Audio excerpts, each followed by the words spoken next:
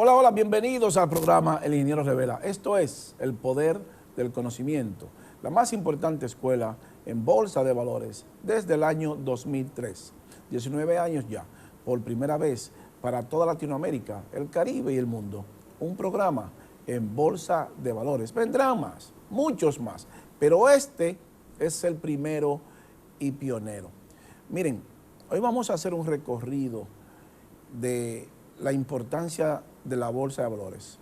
Toda la semana le prometemos traerle algunos temas de los mercados que de una u otra forma impactan su empresa, su industria, a los gobiernos y sus bolsillos, evidentemente.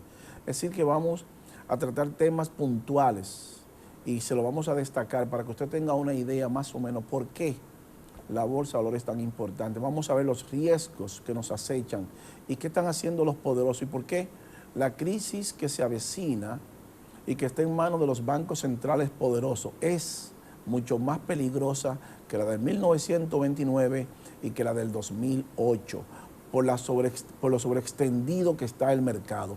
Es decir, que le trajimos algunas historias muy importantes y fechas importantes de qué es la bolsa de valores, la historia de Wall Street, por qué es el mercado el escenario perfecto para el capitalismo y por qué a ellos no les interesa. No les interesa que nuestros pueblos pues aprendan a invertir en bolsas y conozcan las informaciones que ellos manejan, porque Wall Street no es más que un organismo de control. Es cierto que es el mercado, pero ellos son los que saben del mercado. Ellos son los dueños del mercado. Ellos son los que los regulan. Y todo se negocia en la bolsa. Entonces, ¿por qué es tan importante la bolsa de valores? Le trajimos las historias y los riesgos de los mercados y cómo nos impacta a nosotros en nuestra economía. Todos esos temas y mucho más en breve. No se vaya. El Ingeniero Revela continúa. Pausamos.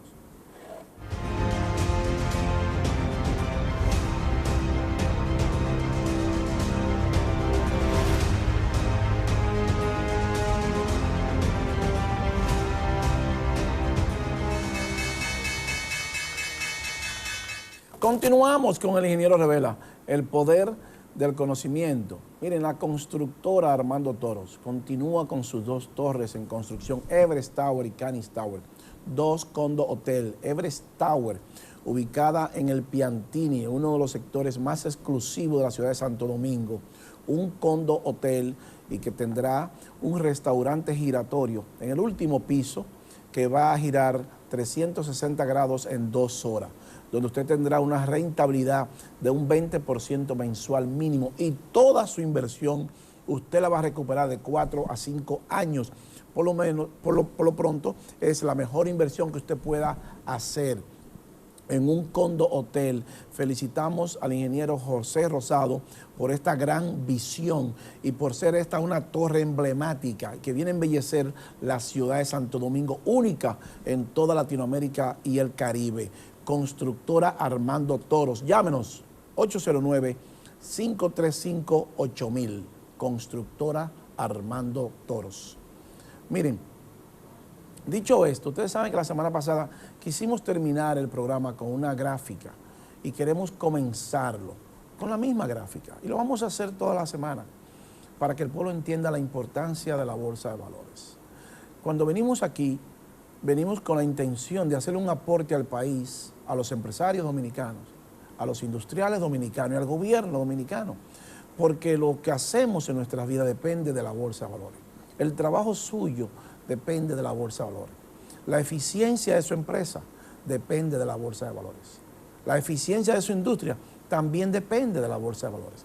Y lo que hoy está haciendo el gobierno, peleando contra la inflación, una buena gestión del gobierno y que pueda bajar la inflación en términos locales, depende de la bolsa de valores, porque esa es una inflación importada y el gobierno va a tener que pelear junto a los bancos centrales poderosos y que nosotros le hemos dicho que ellos trajeron esta inflación producida por el dinero barato y que ahora los mercados se han acostumbrado a eso y no encuentran cómo salir, porque estamos hablando que en Estados Unidos tenemos una inflación de más de 8.60, entonces son 2 dígitos y la permitida son 2%, o sea, 4 veces más, 400% más es la inflación en Estados Unidos que lo que se permite realmente en su política monetaria.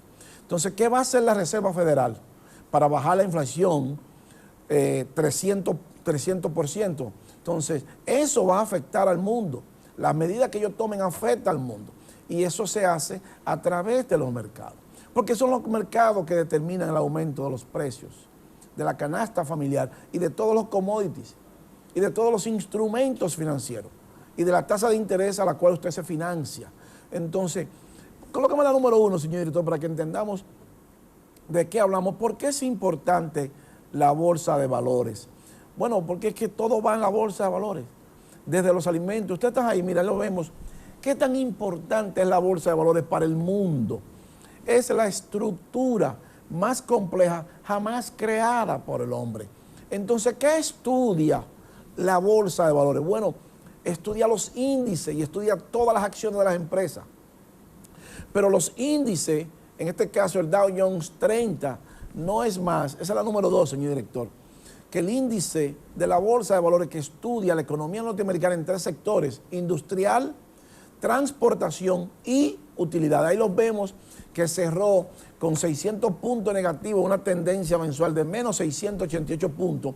Amplíala un poquitico más, señor director, para que veamos esa línea azul, el punto crítico que nosotros hemos dicho que estaba en 28.800, está más cerca ahora, en 29.073. O sea, que si cierra por debajo de 29.000 puntos, hay problemas en el mundo. Entonces, esa es esa línea azul, pero está cerrando en 30.800. Entonces, ¿qué tanto nos hace falta? 1.200 puntos para que colapse la economía mundial. Bueno, los poderosos y que le están inyectando todo ese dinero a la bolsa, el mercado se ha acostumbrado a este dinero barato. Pero eso le va a costar a usted la eficiencia de su empresa. No nos lo tienen que decir. Nosotros le garantizamos que una gran proporción de las empresas dominicanas tienen que haber perdido mínimo ya un 10% de sus ventas. Mínimo. Entonces alguien va para la calle, alguien va a perder su empleo. Porque eso no es Luis Fernando García, es un sistema. Y los mercados anticipan lo que va a pasar. Los mercados van delante de la economía, con un mínimo de 9 meses. Entonces vamos a ver esa tendencia en 4 diferentes pantallas para que podamos ver cuál es la tendencia total y absoluta de lo que nos espera, de lo que viene. Nosotros no queremos ser alarmistas, ese no es el punto. El punto es que nosotros tenemos que interpretar lo que nos dice la bolsa. No podemos mentir con esto. Yo me puedo equivocar. Cualquiera que analice el mercado se puede equivocar, pero el mercado siempre tiene la razón. Hay quienes dicen ahora que el mercado está equivocado cuando enfoca y tiene una inflación de casi un 8-9% en Estados Unidos. No, el mercado no está equivocado. Hay razones para que eso pase. Bueno, si ustedes quisieron poner su tasa de rendimiento por debajo de 0 negativa, ese es el resultado, causas y efectos. Entonces ahora quieren culpar al mercado que está equivocado. No, el mercado no está equivocado. Ustedes quisieron controlar el mundo y ahora eso se les ha ido de la mano. Cuando digo ustedes, me refiero a los poderosos. Colócame la número 3, señor director, para que lo veamos en otro tiempo. Mira, lo vemos en 4 tiempos diferentes. El mismo patrón en todas las tendencias colapsando la bolsa. Amplíala, señor director, para que veamos esas líneas, la tendencia más larga, la amarilla. Entonces, ahí los vemos. No hay forma que no haya un colapso en la bolsa. ¿Por qué? Porque está todo sobreextendido. Es un asunto de tiempo nada más. ¿Cuándo es? Yo no lo sé, nadie lo sabe. Ahora, lo que sí sabemos es que no puede romper y cerrar por debajo de esa línea amarilla. Eso sí lo sabemos nosotros. Lo que sí sabemos es que si cierra por ahí abajo y se sostiene 2-3 días por debajo, el mundo habrá entrado en recesión. Y millones, a partir de ahí, no hay punto de retorno. Porque hay un momento en que no se retorna. Mientras no cierre por debajo de esa línea amarilla, bueno, todavía tenemos posibilidad de salvar la economía mundial, incluyendo la nuestra. Entonces, pero no solamente la parte industrial. La inflación comienza a bajar ya, pero no comienza a bajar porque yo lo diga. Comienza a bajar porque los mercados nos lo están diciendo. Pero esa caída de la inflación, esa caída del crudo de petróleo, lo hemos dicho muchas veces, que el crudo de petróleo marca la recesión. Bueno, eso provoca una recesión. Es inminente la recesión. ¿Cuándo es? Yo no lo sé, nadie lo sabe. Ahora, si estudiamos los mercados, tenemos parámetros de acuerdo a nuestra experiencia y al tiempo que tenemos en esto, nos dice a nosotros que no hay retorno después de eso. 29.000 puntos. Entonces, pero también la transportación nos está confirmando eso. Pero la transportación, a medida que cae la transportación, baja la inflación, o sea, que van a seguir bajando los productos de primera necesidad. Y va a bajar la inflación. Claro está, no baja al ritmo que nosotros queremos que baje. Porque las informaciones en la bolsa toman tiempo en filtrarse. No se filtran de un día para otro. Colócame el número 4, señor director, para que veamos el DJ20. Esa es la transportación, el mismo patrón. Amplíelo, señor director. No puede cerrar por debajo de 11.000 puntos. Ese es el punto crítico. No hay retorno. Fíjate, en esta parte mensual, en este mes, se ha cerrado con 1.035 puntos negativos la transportación. Entonces, si baja la transportación, baja el precio de los productos finales. Eso es automático. Eso no lo dice Fernando García, el mercado no lo está diciendo. Ahora, si cerró por debajo de esa línea amarilla, no hay retorno. No hay definitivamente retorno. Le estamos planteando al gobierno y a los empresarios para que sepan lo que viene, para que se abstengan de tener un sobreinventario, porque entonces esa mercancía no se la va a vender, porque su venta la van a bajar un 20% mínimo, un 20%, es lo mínimo que esperamos.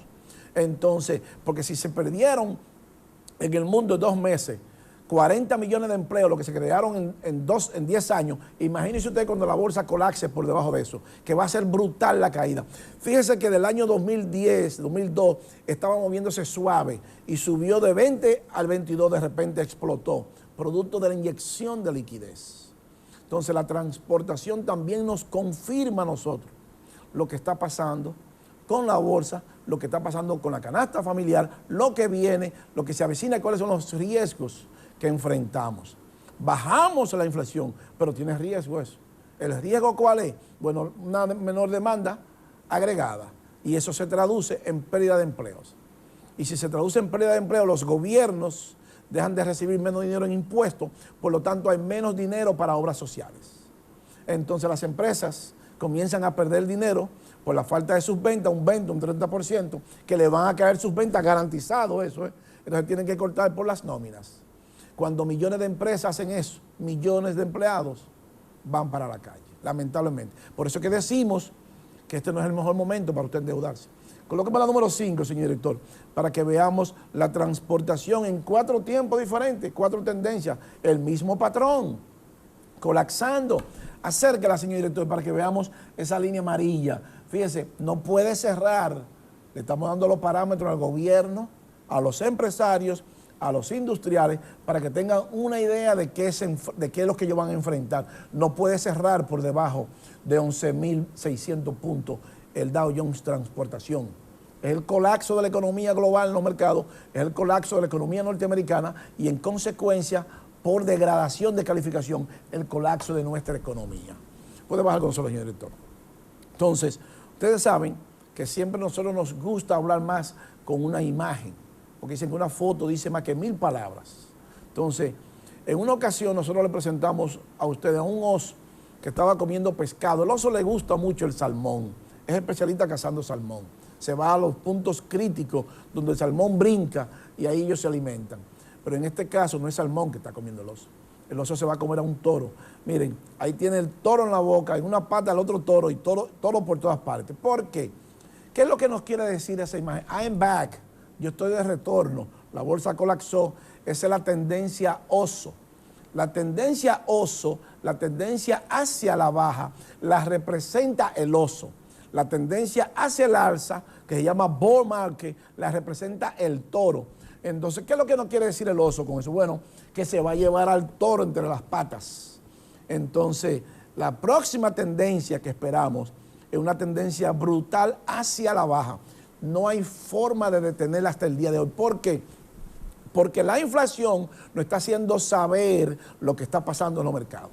La Reserva Federal no ha podido todavía contener esa inflación. ¿Es cierto que comienza a bajar? Sí. Ahora, ¿qué más puede hacer la Reserva Federal? Para subir su tasa de política monetaria para frenar esa inflación. Bueno, por eso le crea un problema a la economía mundial y a nuestra economía, porque nuestras deudas son en dólares. Entonces, automáticamente la Reserva Federal va a tener que subir ya. El mercado incorporó 3.50 mínimo en tasa de interés, 3.90 de techo, y apenas está en 3.50, en 2.50. O sea que va a tener que subirla en la próxima reunión. Pero eso aumenta la deuda externa de la República Dominicana, porque aumenta el pago de los intereses. Pero no nada más de la República Dominicana, del mundo. Y una de las zonas más perjudicadas es Europa, porque sus deudas son en dólares. Fíjense que a ellos no les importa cuál es la política nuestra, la política del mundo. Ellos tienen que resolver su problema. Y su problema es la inflación de 8.60 que tienen en Estados Unidos. Entonces eso le crea un problema grave al gobierno, porque hay commodities que son políticos y que los ciudadanos de cada país interpretan que cuando eso pasa es el gobierno que tiene la culpa, incluidos en el nuestro. Los ciudadanos nuestros piensan que es el gobierno. No es el gobierno 100%. En 70% son los mercados. Ahora, los gobiernos tienen la obligación de interferir en los mercados para paliar eso. Ahora bien, la oposición que quiere pescar en río revuelto, quiere hacerle creer al pueblo que es el gobierno que tiene la culpa. Eso es falso de toda falsedad. Entonces, aquellos aspirantes a la presidencia que se vayan a los medios de comunicación a hablar de la inflación y hacer creer al pueblo que es el gobierno, le están mintiendo al pueblo, totalmente absoluta, una mentira total y absoluta. Porque no porque ellos fueran, si ellos fueran los gobiernos, eso no quiere decir que va a bajar la canasta familiar, estuviera peor todavía. Si fueran ellos que estuvieran en el gobierno, estuviéramos peor todavía, porque se lo hubieran robado todo, hubieran saqueado todo. Porque dice ahora que sale a la luz pública que el kilómetro del metro de hace 15 años costaba 58 millones de dólares, hoy cuesta 45 millones de dólares. 13 millones de dólares menos, con una inflación galopante y con tiempo más crítico, con el dólar mucho más fuerte y con una inflación brutal, y estamos pagando 13 millones de dólares menos por kilómetro del metro. Entonces hay que saber dónde está ese dinero. Entonces ellos no hablan de eso. El candidato a la presidencia que no nos hable de meter preso a los ladrones no puede ir para ninguna parte. Este es el único presidente que está haciendo eso. Entonces muchos entienden que si la papa está cara, que si los huevos están caros, ese no es el legado de un gobierno. El legado de un gobierno son sus instituciones. Y este es el único que está combatiendo las instituciones. Y si perdimos la oportunidad de adecentar este país, lo perdimos todo. Porque ellos eran empresarios con el dinero nuestro, con el dinero saqueado al pueblo, robado al pueblo, y no quieren que le digan ladrones ahora. Pero la verdad, tú no ves que ellos no hablan de eso, van a los medios y no hablan de robo. Y los periodistas también irresponsables, que no le preguntan lo que tienen que preguntarle. Periodistas charlatanes, comunicadores bocinas, que lo viven defendiendo y hablando de superministro y megaministro. Yo no estoy aquí para defender a nadie. Yo estoy aquí para decir la verdad. Y el que venga aquí, yo le voy a preguntar, ¿en su gobierno hubo corrupción? Sí. ¿Y qué usted hizo? Pero nadie hace esa pregunta. Hagan esa pregunta. Entonces muchas veces cuestionamos al señor de Univisión porque hace una pregunta, él es esto o aquello. Bueno, él hace la pregunta que tiene que hacer. A Ramos o a Bailey hacen la pregunta que tiene que hacer un periodista. Aquí no, aquí le llamamos megaministro porque nos mandan cheques, nos mandan dinero todos los meses para taparnos la boca. Y el pueblo tiene que saber eso, escuchar eso.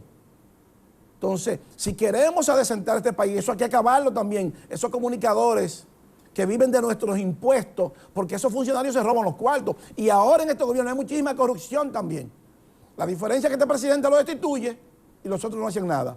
Entonces, por eso es que tenemos que abogar que se adecente este país y que tengamos un ministerio de inversión para que el pueblo aprenda a invertir y nuestras empresas sean más eficientes y usted tenga más dinero y las empresas puedan rendir más y tener más empleados y aumentar sus ventas, porque ahora estamos vulnerables a los mercados. Entonces, queremos ver algunas fechas importantes de la importancia de la bolsa de valores. Ya vimos cómo la bolsa nos dice a nosotros que la inflación está bajando y que va a bajar porque nos lo dice el Dow Jones 30, nos lo dice la transportación y nos lo dicen muchos indicadores. Claro está, hay un precio que tenemos que pagar. ¿Cuál es el precio? La recesión que tenemos. que viene, que es inminente. Entonces, vamos a ver esa historia de algunas fechas importantes que queremos ver. ¿Por qué la bolsa es importante? ¿Y quién es Wall Street? Coloca para la número 7, señor director, para que veamos rapidito las historias, algunas de las historias de Wall Street. 6 fechas que marcaron la historia de Wall Street. Y la número 8, señor director, vamos a ver un parrafito que tenemos por ahí. Amplíe los párrafos. Dice aquí, la bolsa de New York, NYSE, la mayor bolsa de valores del mundo, ya que alberga el 82% del S&P 500, así como 70 de las mayores empresas del mundo. Entonces, fíjense, pero ¿cómo se convirtió en el centro hegemónico que es hoy? Echemos un vistazo a su historia. El 82% de las acciones que pertenecen al S&P 500 están en el New York Stock Exchange, así como 70 de las empresas más poderosas del mundo están en el New York Stock Exchange. Por eso es la madre de toda la bolsa. Y la número 9, señor director, ¿cuándo nace Wall Street? 1792, antes de Wall Street, el acuerdo Bretton Woods. Dice aquí, 24 corredores de bolsa se reunieron en 1792 en un evento en lo que es hoy Wall Street en Nueva York. Formaron una bolsa centralizada que el floreciente mercado de valores de Estados Unidos. El acuerdo eliminó la necesidad de subastadores que intervenían con frecuencia para el trigo, el tabaco y otros productos básicos. Fíjense, el trigo y el tabaco y otros productos básicos. Y estableció una tasa de comisión. La organización convirtió el Tontine Coffee House en su sede y se centró su actividad en los bonos del Estado.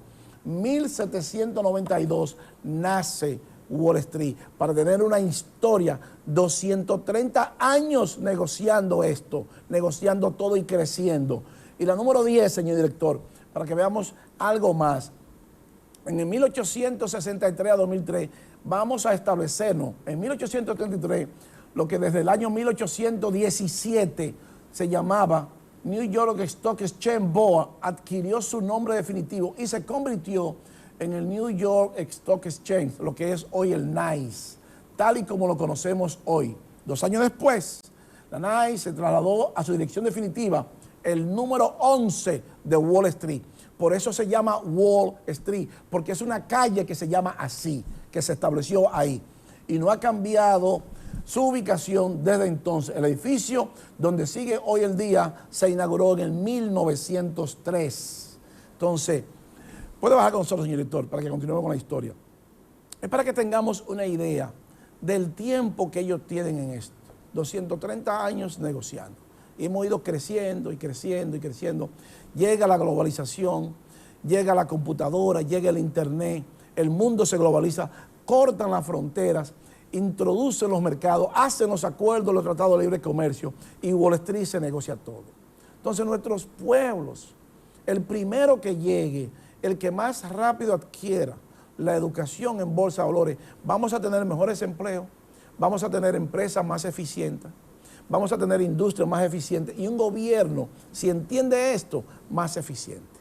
Entonces no podemos seguir de espalda a esto. Nosotros hacemos esto con mucha humildad, como un aporte a la sociedad del país. Pero no podemos hacerlo solos, si no tenemos la cooperación de todos.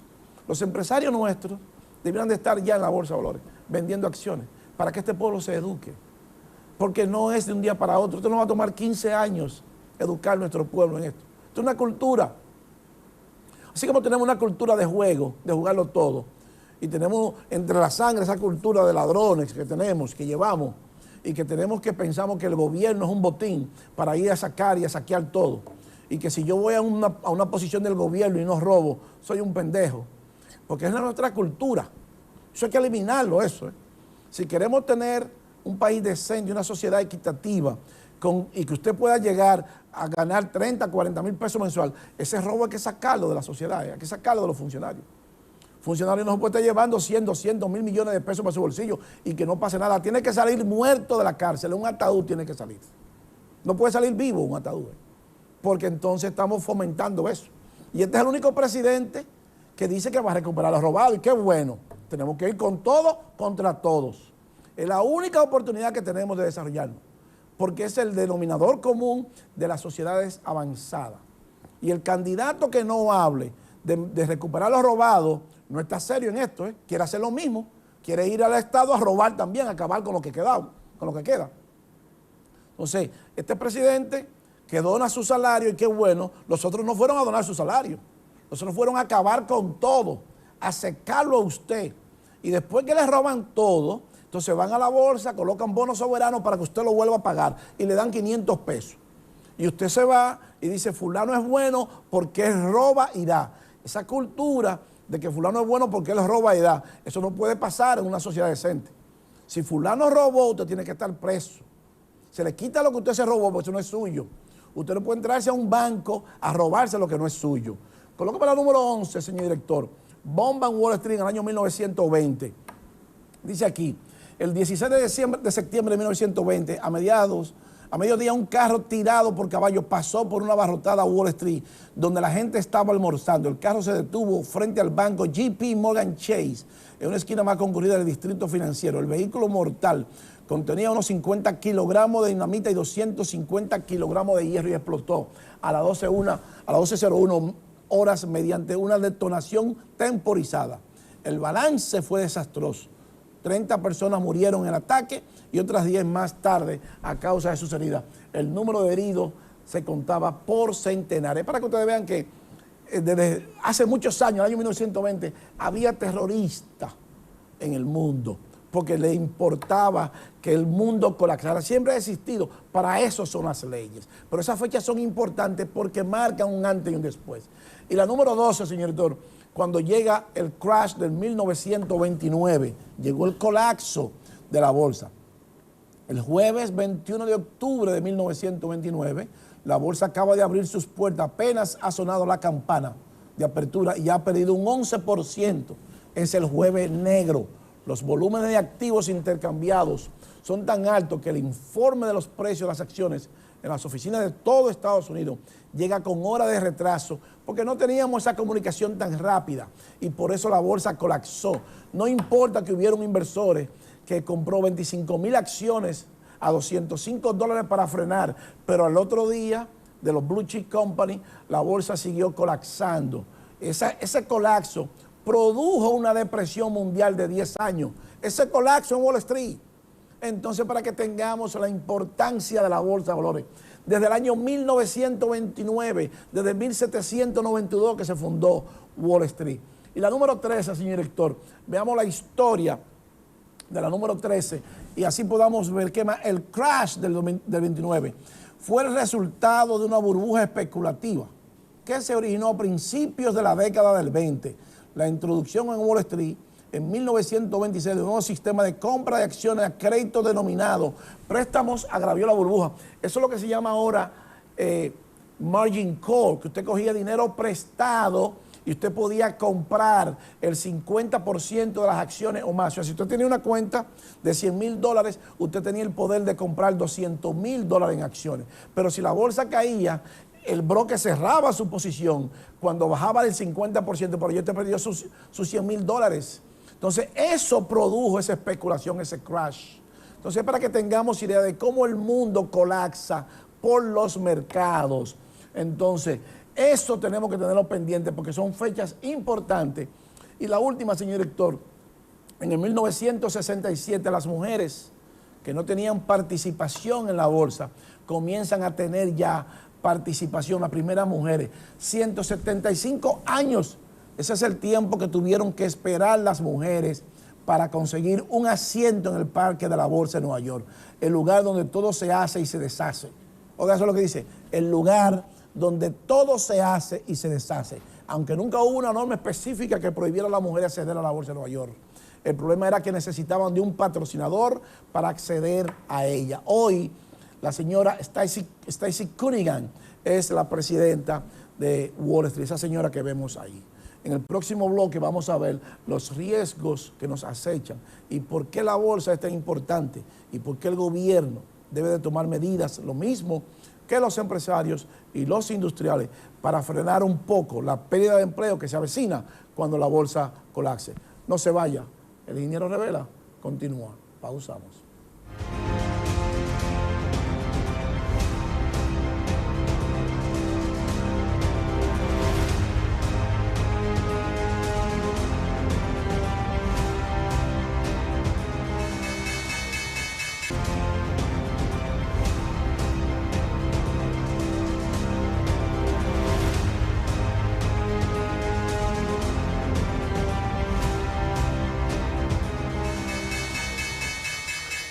Continuamos con el ingeniero Rivera, el poder del conocimiento. Miren, los mercados, igual que la economía, tienen dos ciclos. Uno de expansión y uno de contracción, de auge o de crecimiento, como usted le quiera llamarlo. Puede dividir en cuatro, pero realmente contracción y expansión, si lo ponemos en términos fáciles. Entonces, los ciclos se repiten y terminan. Históricamente, la bolsa de valores repite y repite lo mismo. Por eso es que es importante los mercados, porque son los mismos instrumentos financieros que se negocian. Entonces, el comportamiento de los instrumentos financieros marcan el comportamiento futuro e inmediato de la economía mundial y de la economía nuestra, porque es a través de los mercados que se pueden hacer y se pueden ver esas transacciones y entonces vemos cuál será el comportamiento futuro de esos instrumentos financieros. ¿Y qué negociamos la bolsa? Bueno, todos los instrumentos financieros, desde tasa de interés, mercados futuros, commodities, alimentos, acciones, derivados, opciones, todo. Entonces, el comportamiento de esos instrumentos van a determinar las medidas que tendrán que tomar los bancos centrales poderosos, llámese Reserva Federal, Banco Central de Europa, People's Bank of China, el Banco Central de Inglaterra, y eso impacta el mercado. Y cuando el mercado se impacta, automáticamente impacta a su empresa, porque quienes están en el mercado son las empresas. A esa que usted compra, que usted le compra, su materia prima están en el mercado, y si ellos se afectan, pues usted se afecta. Entonces, históricamente es un comportamiento. Por eso es importante la historia de la bolsa y que podamos ver, para poder hacer esas comparaciones históricas y ver qué está pasando hoy, qué nos espera y qué ha pasado en tiempos pasados. Entonces, con algunas fechas importantes de Wall Street, vamos a ver una que nos llama mucho la atención, que pudo haber sido otra cualquiera, porque el comportamiento de los colapsos prácticamente son lo mismo. Es como si estuviéramos parados frente a un espejo, que nos dice a nosotros cómo estamos, nos estamos viendo nosotros mismos. Bueno, la bolsa es igual, tenemos que ver lo que pasó antes, lo mismo que cuando usted va al médico, analizamos su pasado para determinar cuál será la medicina que lo va a curar a usted en el presente y en el futuro. Por eso analizamos sus antepasados también. En la bolsa no es nada diferente, es exactamente lo mismo. Vemos la radiografía del pasado para nosotros saber qué vamos a hacer en el presente y qué nos espera en el futuro. Es automático eso. Eso no se lo está inventando Luis Fernando García. Es que funciona así el sistema. Es que los profesionales ven el pasado para tomar decisiones en el presente y afectan al futuro esas decisiones. Entonces, nuestro trabajo es identificar eso. Coloca para el número 15, señor director, para que veamos un crash. En el año 1987, el lunes negro, hubo un crash. Amplíeme ese párrafo, señor director. Dice aquí, el lunes 19 de octubre de 1987, el Dow Jones perdió 22.6%. Llegó el lunes negro, a eso que se llama el lunes negro. El año 1987 parecía prometedor, con el Dow alcanzando un nuevo récord en agosto, pero no todos los indicadores estaban en verde, como ahora que hay indicadores que están en rojo. Es exactamente lo mismo. En un principio, los mercados bursátiles acogieron con satisfacción la subida de los tipos de interés a largo plazo. Eso es lo que está haciendo la FED ahora, subiendo la tasa de interés a largo plazo. Fue una señal de que el mercado de bonos compartía su visión de una economía en crecimiento y reforzaba su optimismo. Sin embargo, una vez alcanzado cierto nivel, los tipos de interés se convierten en un freno para la inversión y el crecimiento económico, y sobre todo son inmediatamente incompatibles con los niveles de valoración de las acciones. ¿Por qué mantener las acciones un activo de riesgo cuando los bonos del Estado que no representan ningún riesgo de capital tienen una mayor rentabilidad? Es como si el mercado de bonos hubiera eliminado de repente los cimientos sobre lo que se sienta hoy el de las acciones. Fíjense que dice, la subida de los tipos de interés a largo plazo es un freno. Puede bajar con nosotros, señor director, pero eso es lo que está haciendo la Reserva Federal ahora. Eso es lo que va a tener que hacer ahora la Reserva Federal, subir los tipos de interés. Y si sube los tipos de interés, la bolsa va a colapsar. Entonces, en la medida que él deje de inyectarle dinero al mercado para sostenerse, porque la pandemia le dio la excusa perfecta, es un colapso total y absoluto que viene. Pero ese colapso de la bolsa, no hay forma que ellos lo puedan evitar, pero ellos van a tener que seguir inyectando dinero para que eso no pase. Y se van a pasar la vida entera inyectándole liquidez, liquidez, liquidez. Nosotros pensamos que no se puede. En algún punto, esa inflación que nos está arropando, producto de ese dinero barato y de ese experimento de poner la tasa de interés negativa, hoy no está pasando factura. Entonces tienen que subir de forma brusca la tasa de interés y eso va a producir un colapso en la bolsa. Y las corporaciones, cuando pierden dinero en la bolsa, en las acciones, bueno, cortan por las nóminas. Entonces el colapso es inminente. Entonces, ¿qué más ha pasado con la transportación? Que representa, cuando cae la transportación, significa que cae la producción, porque no hay quien transporte los productos finales. A menos producción, menos transportación, la recesión es obligatoria. Entonces, esta semana, Wall Street nos presenta algo muy bonito y es que nos da el colapso total y absoluto de Federal Express. Colócame la 17, señor director, para que veamos. Usted podrá pensar, bueno, pero es un accidente. Es para que podamos entender FedEx Ground. Fíjese, es un accidente que tuvo un truck de Federal Express, pero no es un accidente real. Eso es Wall Street que lo presenta como un crash. Colapsan las acciones de Federal Express en la bolsa de valores. Pero Federal Express es una de las corporaciones más poderosas de transportación. Y si colapsa la transportación, no dijimos que confirma la recesión cuando se va la producción, cuando se va el Dow Jones Industrial. Bueno, eso es eso. Y la número 18, señor director, colócame la 18 para que veamos las acciones de Federal Express colapsando. Un 22.94%, $47 bajaron las acciones de Federal Express de golpe. Colapso total y absoluto. Entonces, no nos tienen que decir que la inflación va a ceder. Claro que va a ceder la inflación, pues está colapsando la transportación, están colapsando los commodities y tiene que bajar el producto final, porque si no hay transportación no hay producto final, si no hay producción no hay producto final. Entonces, si no hay demanda, automáticamente baja la inflación, porque hay un exceso de demanda. Entonces, en la medida que colapsa la transportación, bueno, los productos final van a tener obligatoriamente un menor precio. Y la número 19, ¿quién es Federal Express, señor director? Para que veamos FedEx, una empresa, ahí los vemos, tiene 259.907.000 acciones a la venta, share outstanding, y tiene un valor de mercado de 41.85 billones de dólares. Eso cuesta Federal Express. Pero en la mano de Federal Express que está colapsando. Todos los mercados se están colapsando.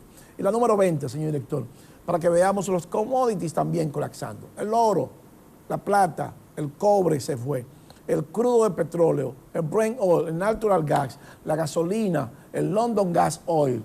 Y también vemos las acciones de Federal Express, un gap brutal, la número 20, señor director, que colapsó casi $44. O sea, cuando vemos eso en la bolsa de valores, sabemos que hay un problema grave. Ese paciente se está muriendo. Y ya dijimos que si hiciera por debajo de 11.000 la transportación, el mundo entrará en recesión porque nos confirma eso. Pero ¿quién más nos confirma la bajada de la inflación y de lo que se avecina? Bueno, el Baltic Index, esa es la número 21, señor director. Pero no son solo el Baltic Index, todos los demás mercados nos confirman. Esa es la importancia de la bolsa de valores. El Baltic Index, Baltic dice Global Container Freight Index. Ese es el índice que mide los precios de los barcos más grandes, de los contenedores que usted exporta o que usted importa. Entonces, fíjese cómo ha colapsado prácticamente un 58%, pero todavía está 3 veces más caro que como estaba antes de la pandemia. Pero si colapsan el precio de los contenedores, significa que usted va a tener que ya es más barata la mercancía, todo es más barato, usted va a tener que bajarlo obligado. Eso va a ceder la inflación, tiene que ceder la inflación. Pero esos mercados provocan recesión y la bolsa está colapsando a nivel mundial. Y la número 22, señor director, la bolsa asiática, todas las bolsas están colapsando. Entonces, esa es la importancia de la bolsa. El Nikkei, el S&P, el Shanghai, el Shenzhen, el China y Taiwán, el Hang-Seng, el Kospi, el Nifty. O sea, toda la bolsa asiática colapsó esta semana. Todo sin excepción. Entonces, pero también se fue la de Europa, la número 23, señor director. Entonces, cuando se va la bolsa total, los vemos, el DAX de Alemania, el FTSE de 100 de Inglaterra, el CAC 40 de Francia, el Eurostoxx, el AL, IBEX 35. Todo colapsó. Y por último, señor director, vamos a la número 24 para que veamos el peligro más grave ahora. La tasa de política monetaria de un año, 3.92 de tasa de rendimiento, su punto más alto desde el 2007. ¿Y cuál es el peligro de eso? 3.92 por un año. Y la número 25, señor director, y ahí nos vamos. Que si la tasa de política monetaria de un año nos paga 3.92, no es verdad que un profesional en bolsa va a colocar su tasa, su dinero, a 30 años que le pagan 3.52. Tampoco es verdad que lo va a colocar a 10 años que le pagan 3.45. Y tampoco es verdad que lo va a colocar a 2 años que lo pagan 3.87. Usted se va a un año primero 3.92, a 2 años a 3.87. Pero los gobiernos se financian a 10 años, a 20 años, a 15 años, a 30 años. Y cuando usted se financia como empresario, se financia a largo plazo. Cuando usted compra una casa, se financia a largo plazo a 30 años. Entonces, eso es insostenible en el tiempo. ¿Por qué? Porque el mortgage rate ha subido 6.8. Entonces, ha subido en los 30 años, ese es el número 26, señor director, y ahí cerramos. Ha subido a 6.8 la tasa de política monetaria de 30 años. Significa que usted tiene que pagar ahora de 3%, 2.60 que estaba en el 20, hoy a 6.08. 3 veces más. O sea que si usted pagaba 2.000 pesos de mortgage por su casa, usted va a tener que pagar $6.000 de mortgage ahora. Pero eso es a nivel mundial, porque la tasa se está incrementando de forma acelerada. Puede bajar con nosotros, señor director. Y eso, definitivamente, en combinación con la caída del Dow Jones 30, baje con nosotros, señor director, con la caída de la transportación, con el aumento de la tasa de política monetaria, que es incompatible con el mercado accionario, eso definitivamente marca la recesión. Millones de empleados van para la calle, incluyendo la República Dominicana. Miren, señores, no tenemos tiempo para más. El ingeniero Revela llega a su parte final y así culminamos el esfuerzo de hoy. Pero no sin antes agradecerle la gentileza de su atención y decirles, como siempre, que para usted ser un buen inversionista en bolsa de valores, usted necesita conocimientos, disciplina y paciencia. Yo soy Luis Fernando García. El ingeniero Revela, el poder del conocimiento regresa la próxima semana. Bye bye. Hasta pronto. Pinturas Glidden. Transforma tu inspiración